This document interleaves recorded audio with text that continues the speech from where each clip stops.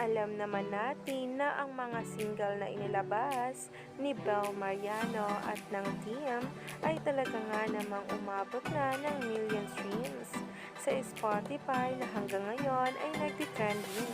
Kaya naman ang tanong ng marami, kailan kaya ulit gagawa ng kanta si Bel? Pero kagabi lang ay meron na ngang sagot itong si Bel para sa atin. Kaya naman, sabay-sabay natin tingnan at alamin ang nasabing post na ngayon ay nagtitrending na.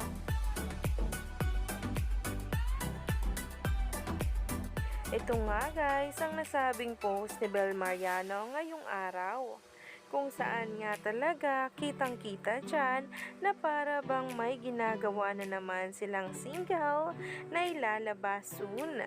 Yan nga ang inaabangan ngayon ng maraming netizens at ng mga bula. Lalo pa nga talaga baka nga ito ay duet na single ng dalawa na si Donnie at Belle. At talaga nga namang excited na ang marinig ng mga bula ito. At talagang napakagaling at hindi maitatanggi na itong si Belle ay meron ngang talento sa pagkanta na talagang inaakala nga ng marami na pang-international nga raw ang kumanta ng Bugambilya.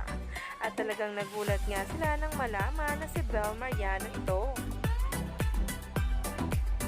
Talaga nga namang ang pasilip sa recording ni Bel Mariano ay nagtitrending na.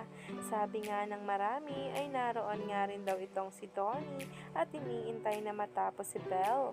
Napaka-sweet nga talaga ng ating Donato. Kaya naman, stay tuned lang tayo for more updates sa Don Bell.